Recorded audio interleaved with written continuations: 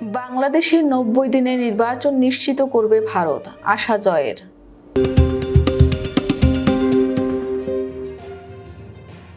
Indian এক্সপ্রেসকে আজ বুধবার সাক্ষাৎকার দিয়েছেন সাবেক প্রধানমন্ত্রী শেখ হাসিনার ছেলে সজীব অজেদ জয়। সাক্ষাৎকারের সময় ইন্ডিয়ান এক্সপ্রেসের সাংবাদিক জয়ের কাছে জানতে চান ভারতের প্রতি তার বার্তা কি হবে।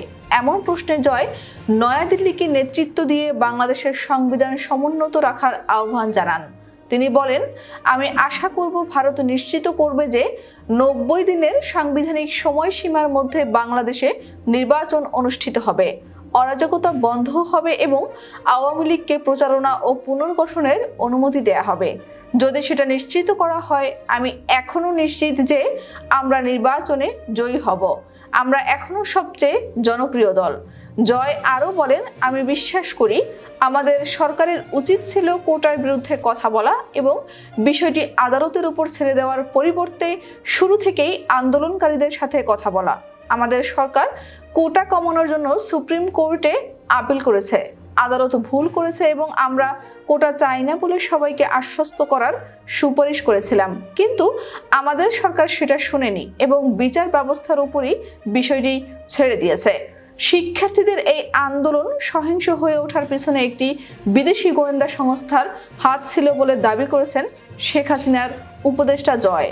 তিনি বলেন, আমি দৃঢ়ভাবে বিশ্বাস করি যে একটি বিদেশি গোয়েন্দা সংস্থা এর পেছনে জড়িত ছিল, কারণ 15 জুলাই থেকে অনেক আন্দোলনকারীর কাছে আগ্নেয়াস্ত্র ছিল। গত 15 বছরে জঙ্গিবাদ নিয়ন্ত্রণে আমাদের সফলতার কারণে বাংলাদেশে আগ্নেয়াস্ত্র পাওয়া খুবই কঠিন। একমাত্র কোনো বিদেশি গোয়েন্দা সংস্থাই বাংলাদেশে আগ্নেয়াস্ত্র পাচার ও আন্দোলনকারীদের কাছে সরবরাহ করতে পারে। 5 আগস্ট বাংলাদেশ থেকে তার মায়ের চলে যাওয়ার 24 ঘন্টার ঘটনা বর্ণনা করে জয় বলেন, একদিন আগেও তিনি বা শেখ হাসিনা কেউই ভাবেননি যে পরিস্থিতি এত দ্রুত নিয়ন্ত্রণের বাইরে চলে যাবে।